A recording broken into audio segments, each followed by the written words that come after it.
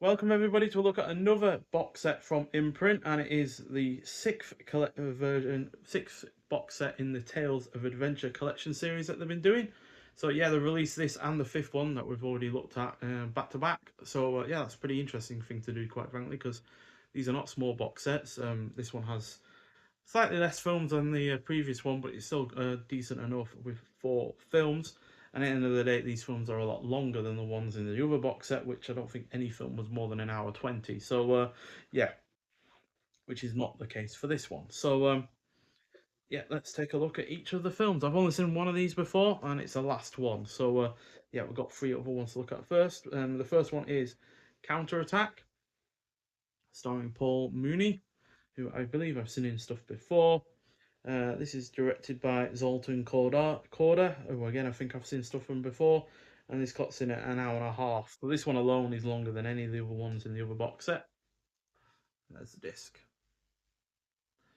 So yeah, this one is the one that sounds more interesting than any of the other ones that I haven't seen, and it is Abandoned Ship, starring Tyrone Power, who I have seen stuff in before.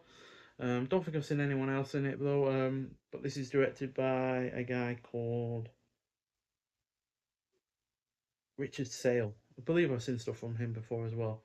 But again, the cast isn't really throwing anything up in terms of, you know, stuff I've seen before. So Counterattack is from 1945. This is from 1957, and it clocks in an hour 37, so even longer than the previous film. And yeah, this sounds interesting just because it looks like a bit more of an action-orientated version of that film Lifeboat from Alfred Hitchcock from the 40s. So yeah, looking forward to that one because I really did enjoy Lifeboat, but there's definitely other things you can do with that premise. And then thirdly, we've got King Rat. So this is from 1965, 2 hours 15 minutes long. So it's about as long as 2 of the films in the previous box set.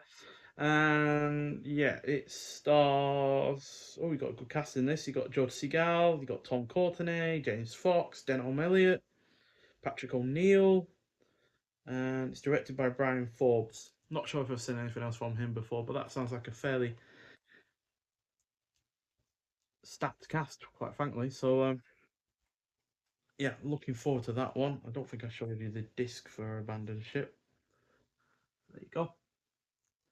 And finally, the only film in this collection that I have seen, and it is The Bridge at Ramagen. Really rather good war film, to be honest. I can understand why it was a flop at the time. You know, it's right at the end of the 60s. There'd been many, many war films by that point. So, yeah, fairly understandable why it wasn't a hit at the time. But still, again, a good cast. You got Joe Segal again, second film in this set that he's in, Robert Vaughn and Ben Gazzara. You've also It's also directed by John Gilliman, who's in plenty of films from before.